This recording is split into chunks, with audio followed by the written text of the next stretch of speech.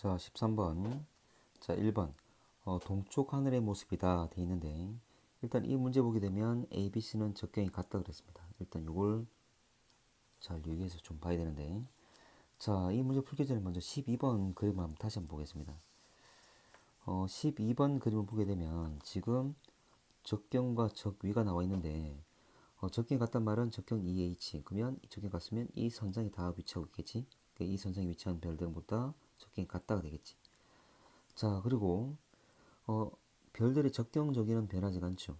그러면 A 같은 경우에 자, 여기 나와 있는 저기 값 마이너스 30 일주 운동을 할 때 이 마이너스 30을 유지한 채로 돌 거야. 그러면 이렇게 삥 움직인다 그 말이지.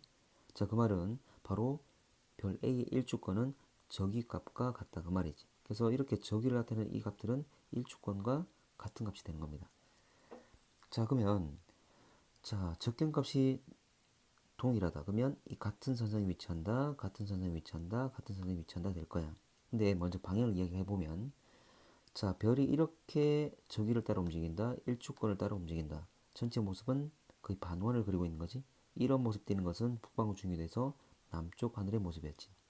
자, 그러면 이쪽이 남쪽이라 한다면 왼쪽은 동쪽, 오른쪽은 서쪽이 되겠지. 자, 이 상황에서 같은 적경상에 있는 별들, 자, 그러면 EH 있는 별들은 이렇게 왼쪽으로 기울어지는 모습이 되겠지? 자, 만약 반대로 자, 22H에 있는 별들을 쭉 나타낸다면 이 별들의 이제 배열은 오른쪽으로 기울어 있는 모습이 되겠지? 오른쪽 기울인 것, 왼쪽 기울인 것. 자, 그러면 앞에 문제 우리 13번의 문제를 본다면 A, B, C는 같은 적경값이다. 연결했을 때 같은 적경선상에 위치하고 있다. 근데 이 적경값 자체가 왼쪽으로 기울었지. 아까 왼쪽 기울은 것은 동쪽이었죠. 그래서 얘는 동쪽 하늘 맞는 말 되겠지. 자, 2번. 고도는 A가 B보다 높다. 고도라는 것은 지평선에서 얼마나 올라와 있느냐 그걸 말하는 거지. 그러면 B보다 A가 좀 더 올라와 있으니까 A가 더 높겠지. 그 맞는 말이다. 자, 방위각은 A가 B보다 작다. 일단 기본적으로 아까 이 적경 같은 적경성에 있는 애들이 왼쪽 기라토미가 동쪽 하늘이라고 했습니다. 그럼 여기 동쪽이라면 오른쪽은 북쪽, 왼쪽은 남쪽이 되겠지.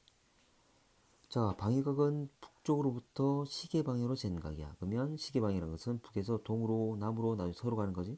그럼 일단 북에서 동으로 갈수록 방위각은 큰 값이 되겠지.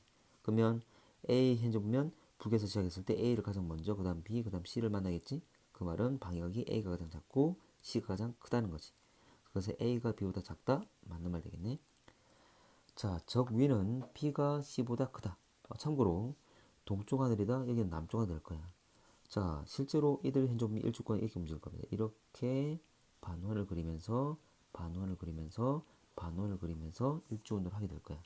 자, 그러면 자, 남쪽으로 쭉 해서 남쪽으로 가다 보면 나중에 끝에는 천구의 남극이 나온 거죠.